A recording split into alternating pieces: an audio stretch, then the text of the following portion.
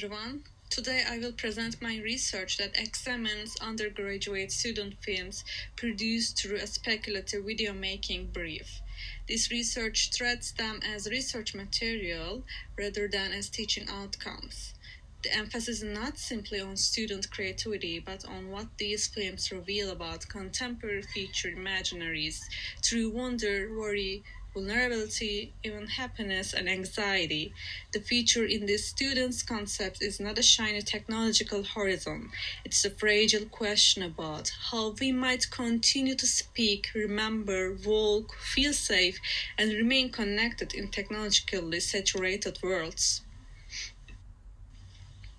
The paper reads 15 student film concepts out of 73 as feature-making practices. Yet the presentation focuses on several shorts from the corpus, especially on the city and more specifically Istanbul as the generative side through which speculative features are visualized. These are not fully produced films, but that is precisely why they are useful. They capture students' imagined structures, desired images, and future-oriented concepts before production constraints reshape them. Units of analysis include written concepts, story worlds, visual intentions, photographs, and proposed film language.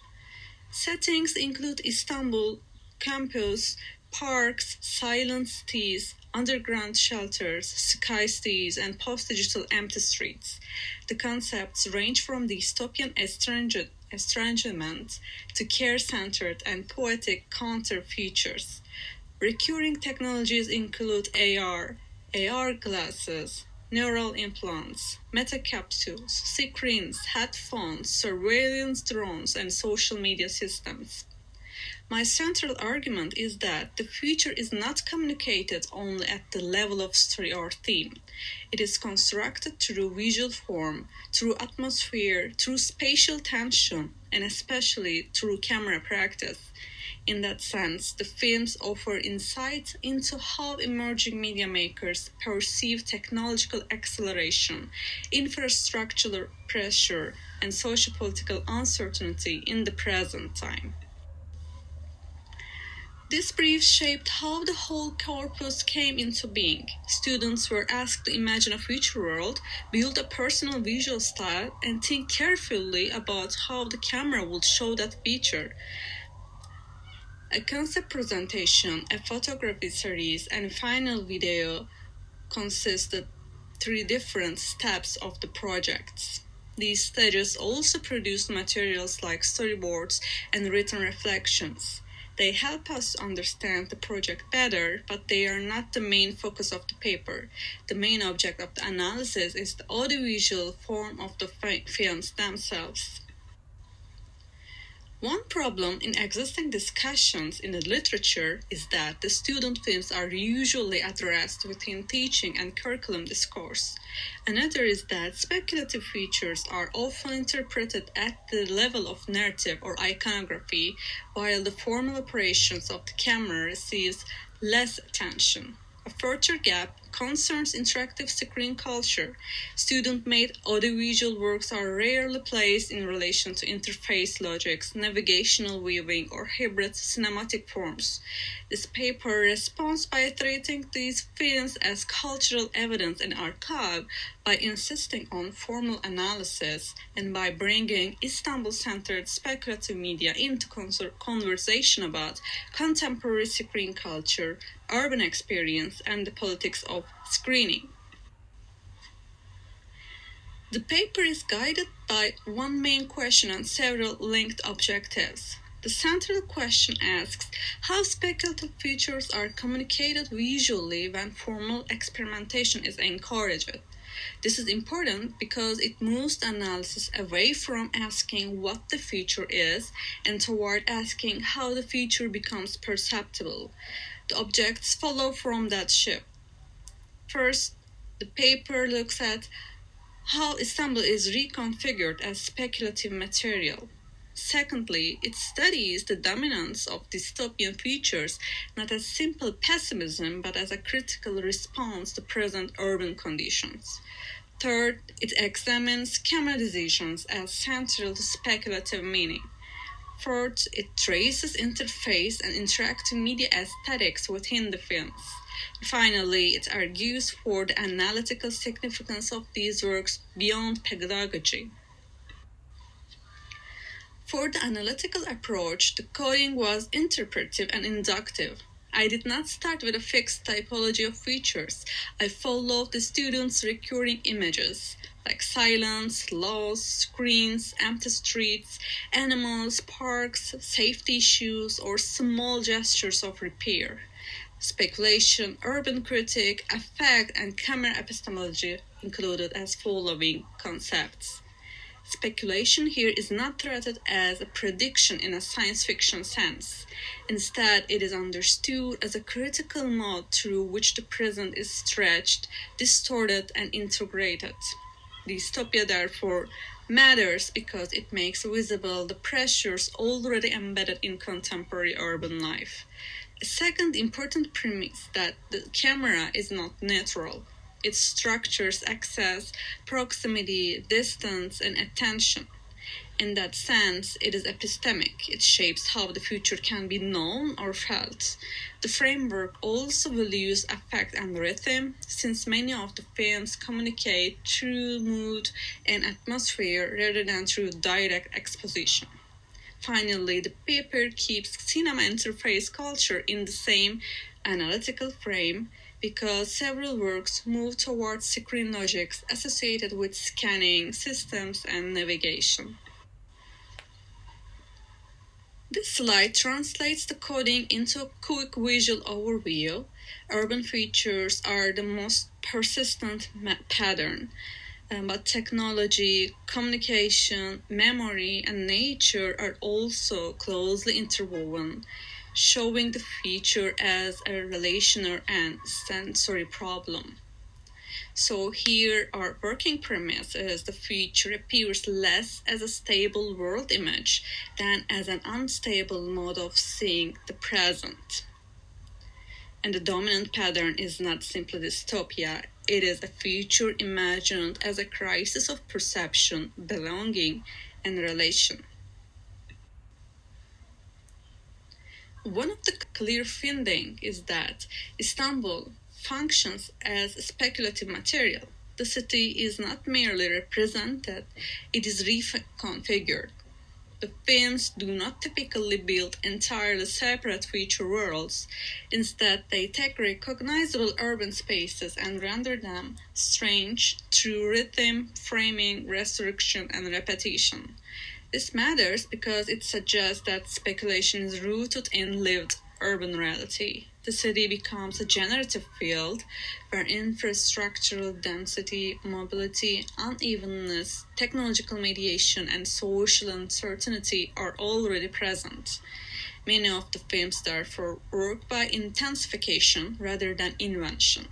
They ask what happens when the existing city is pushed just beyond its current threshold. In the sense, Istanbul is not incidental to the study, it is central. The speculative feature appears as a transformed version of the present city rather than as external elsewhere. For instance, in Lost in Istanbul, the city becomes speculative material through temporal displacement rather than technological futurism. Istanbul here is not treated as a passive setting, but as an active surface where past and present collide. Locations such as Levent, Batslag, Beşiktaş, and the sea function as markers of urban transformation, producing the protagonist's sense of estrangement. Her movement through the city reveals how familiar spaces can become unfamiliar when memory no longer aligns with the present. In this sense, speculation emerges from the city's changing architecture, rhythms, and atmospheres. The work asks how urban transformation reshapes belonging and how one can become a stranger in a place that once felt like home.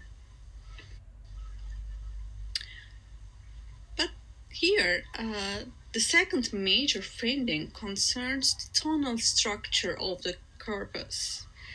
Dystopian features dominate. The corpus is valuable because it does not simply reproduce dystopian cliches. It uses dystopia but also turns towards repair, voice, memory, nature, public space, and care. This pattern is important, but it should not be reduced to simple pessimism. In these films, dystopia works less as a forecast of what will happen and more as a critical instrument for reading what is already present. Concerns about control, alienation, overload, and systemic pressure become legible through speculative exaggeration. Technology is not usually represented as a spectacular object or heroic innovation. It appears as an ambient condition embedded in daily life. This makes dystopia a diagnostic mode. It reveals what the present already contains when its tendencies are pushed further.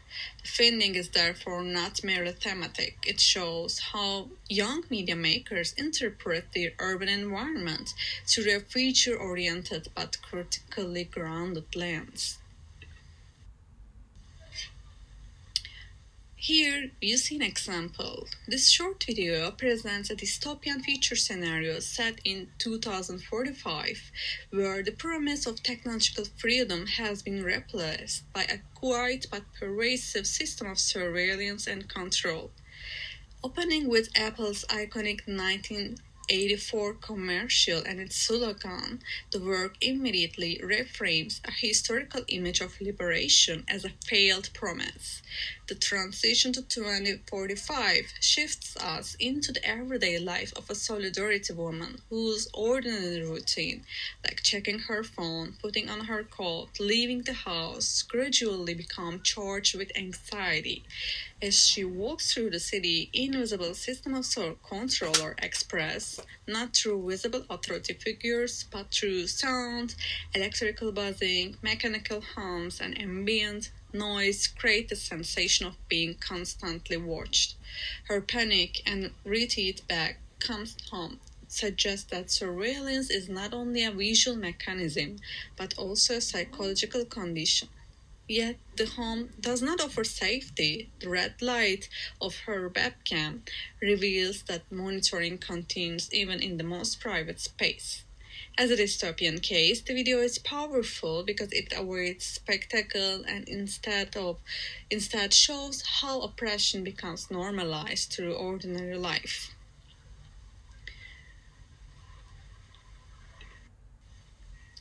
Another example, titled The Sky Was Never Our Home, imagines the year 2174, where humanity has abandoned the damaged surface of the earth and now lives in floating, neon-lit cities above the clouds. Although this future world is filled with hyper-technology, holographic advertisements, AI companions, and constant movement, the protagonist feels deeply isolated and emotionally disconnected. The artificial city becomes a mirror of his inner emptiness, bright, crowded, and spectacular, yet without meaning or belonging. His decision to leave the Sky City and descend into the forgotten forest marks a return to the silence, warmth, and nature life. When he finds a mirror hidden inside a box and reads the note, "The sky was never our home," the story reveals its central idea: technological progress does not necessarily create connection, and the search for the future may require remembering the earth, the body, and the self. This is one of the paper's central arguments. Speculative dimension is not often delivered through direct explanation or through conventional narrative world building. It emerges through camera practice itself too. Certain visual strategies recur across the films. Surveillance like stillness, restricted fields of view, detached or non human perspectives, repetitive motion, and tightly controlled tempo. These are not neutral technical choices. They produce specific conditions of seeing. They make the viewer feel regulation, distance, alienation, or repetition. In that sense, the camera does not epistemic work. It does not simply show a speculative world. It structures how that world is sensed and known. This is why the paper treats cinematography as a knowledge-producing form. The feature becomes legible through how the camera organizes visibility, not only through what the story says.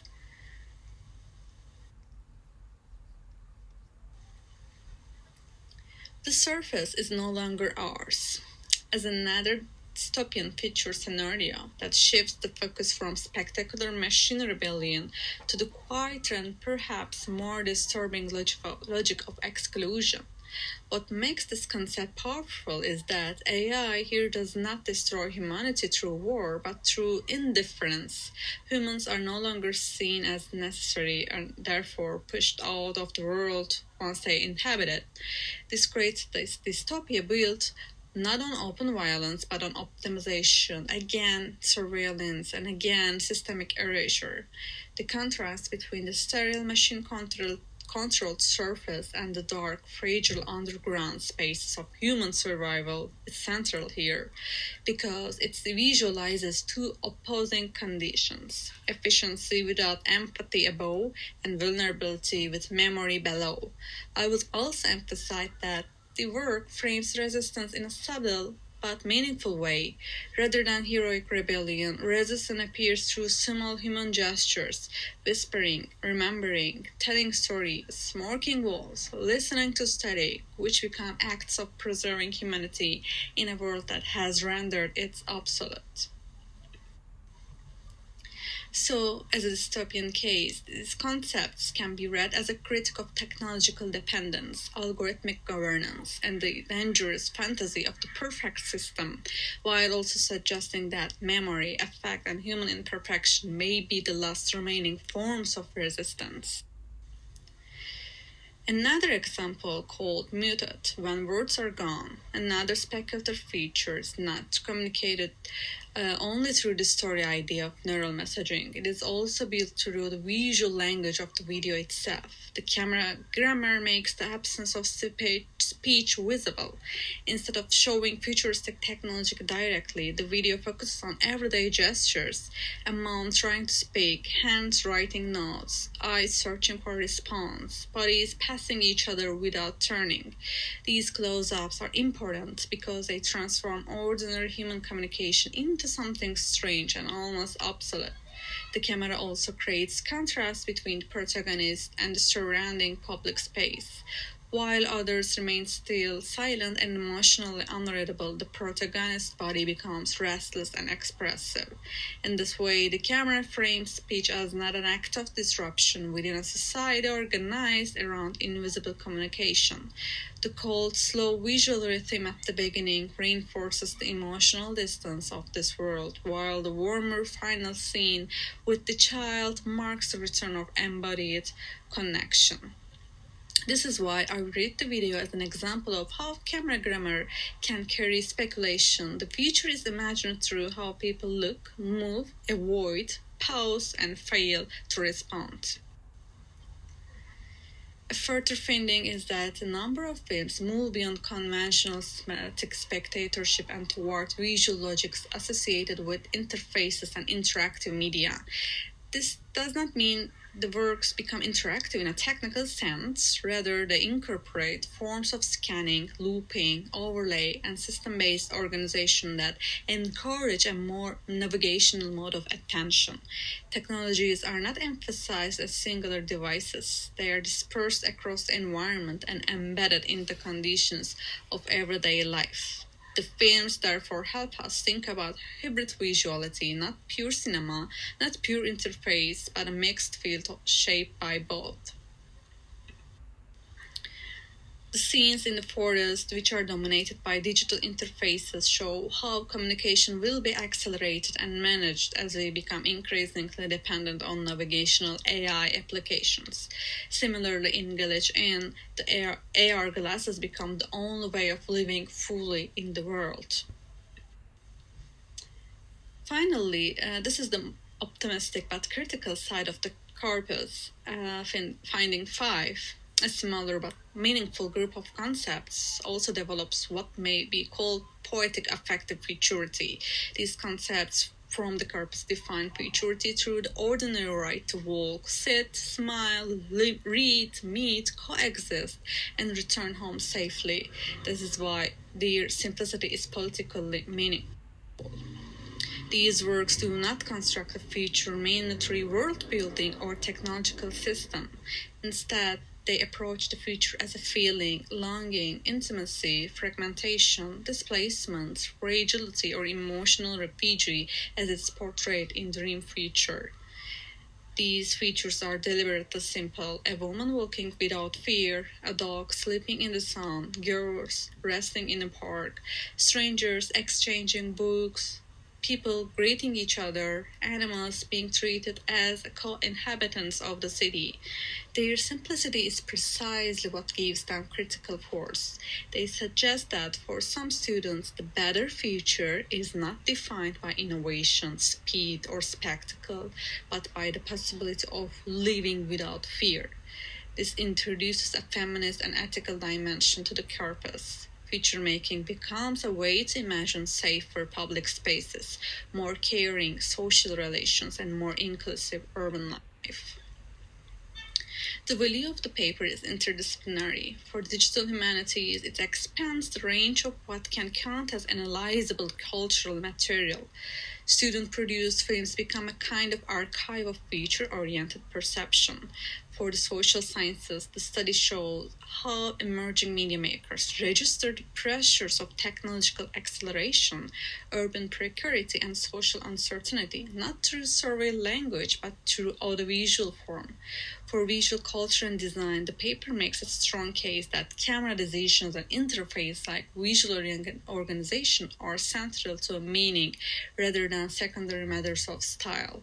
Taken together, these perspectives show why the films matter beyond the classroom. They provide insight into how the yet to be known is presently being imagined, sensed, and negotiated through screen practices. The study contributes to how we think about filmmaking exercises, visual communication pedagogy, and future-oriented media practice as sites of cultural imagination. To conclude, the paper argues that speculative student filmmaking should be understood as a form of critical future making. The films analyzed here reveal Istanbul as a central speculative condition rather than as background context. They show that dystopian futures are being used to diagnose present urban pressures, and that camera logic is a crucial vehicle of speculative meaning. They also demonstrate how cinema and interface culture intersect within contemporary media practice. The broader contribution is to recognize these works as analytical objects in their own right. Doing so allows us to see how the future is being imagined not only in a large scale professional media, but also in smaller, emerging, and formally experimental audiovisual practices. This is where the paper locates its contribution to interactive film and media scholarship. So, thank you so much for listening.